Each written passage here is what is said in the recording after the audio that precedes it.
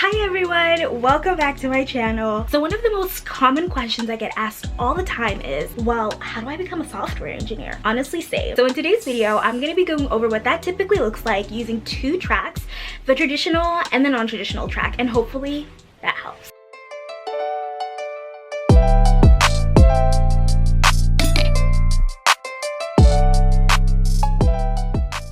About paths, I like to break it down into 4 different components. There's the knowledge part, the resume, applying to jobs, and the interview process. Now with the 2 tracks that I mentioned, the traditional and the non-traditional route, what the knowledge component looks like for the traditional route is this is typically someone who's had a computer science or a computer science related degree from a 4-year university. This could be computer science, it could be electrical engineering, data science, information technology, cognitive science, all of that. I'm talking about you. Now, I'm not saying that this will necessarily help with landing a job super easily once you graduate, so don't come for me in the comments, but it definitely helps. Now, with the non-traditional route, what the knowledge part usually looks like is this could be someone who's been in the industry for a while looking to make the switch. This could be someone who has not had a computer science or related degree from a 4-year university. This could even be someone who's never had a degree from a 4-year institution. So contrary to popular belief, no, you do not need a degree to be a software engineer.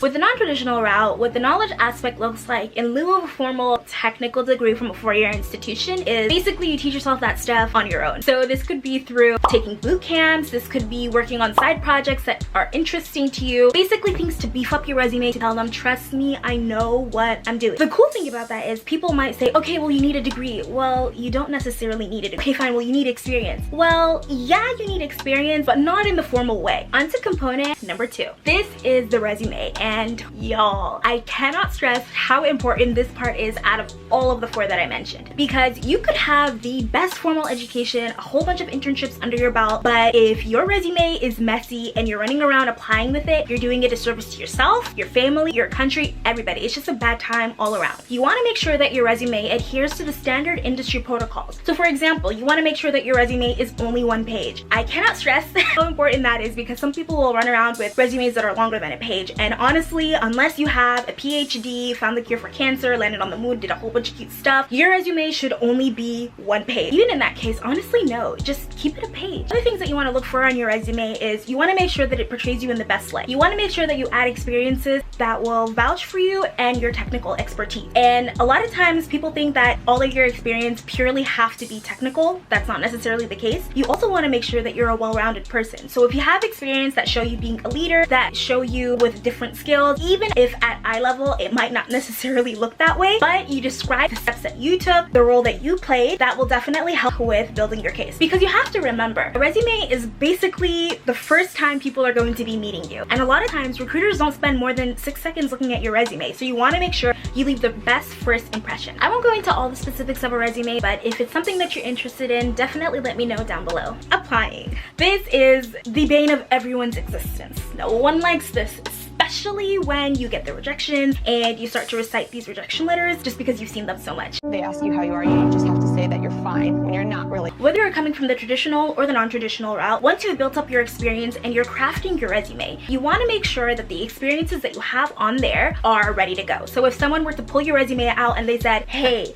so you claimed on your resume you knew how to code, you claimed on your resume you knew how to build a text editor, is that right? You better be ready to square up on the spot and show them that you can. One thing that absolutely helps nowadays, and of course I'm not saying this will guarantee an interview, but it'll definitely help, is by getting a referral. For those that don't know, a referral is essentially someone who works at a company that sends in an application that says, hey, I vouch for this candidate. You can imagine with so many people applying to these jobs, referrals definitely help the recruiters as it already selects candidates to someone who they've already vouched for. So if you can, getting a referral to apply to a company definitely helps. When it comes to applying, there are different ways that you can get creative besides just submitting your application. Other ways that you can apply are, number 1, by going to career fairs. Career fairs are essentially events created specifically to recruit people to come work at different companies. You know, when you go into that career fair, you want to make sure that you're looking cute, you represent yourself, because you don't really have that opportunity to do that with your resume once it goes into the black hole. The good thing with career fairs is that you're able to meet these recruiters face to face and you can vouch for yourself. Other ways that you can get creative with applying is attending tech conferences.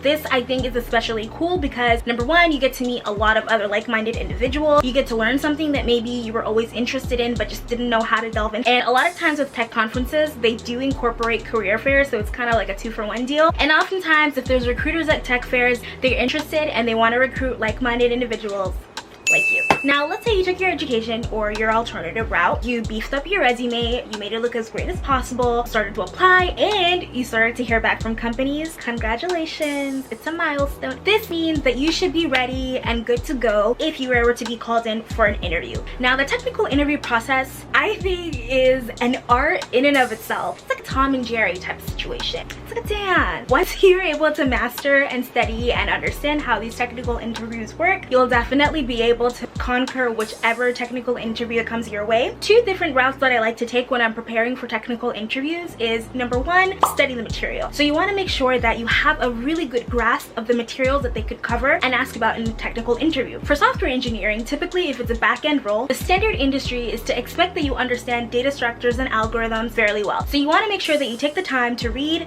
brush up on all your data structures and algorithms, so if they were to ask you any kind of a question, you bring out the receipts. Some classic textbooks that I like to read are Cracking the Coding Interview. I actually have it right here. Elements of Programming. Another way that I like to practice is by working on practice problems. This could be with a friend, this could be online. Online, there are a lot of cool options that allow you to do that, like HackerRank, LeetCode, InterviewBit. I'll definitely leave some of the resources that I've used personally down below, and feel free to check them out if you're studying for interviews. I'll definitely make another video on how to study for interviews, how to ace them, how to prepare, all that schmazz. After you do all of that and you go into the interview and you hopefully do well, they will present you with an offer, and at that point you can celebrate because you just secured the bag. Of course, working and actually living the day-to-day as a software engineer is a whole other feat. You can definitely make another video on that as well, but for the most part, I hope this gave a good general overview of what to expect with your own path into becoming a software engineer. If your story is different, share it with us in the comment section, because I think it would be really interesting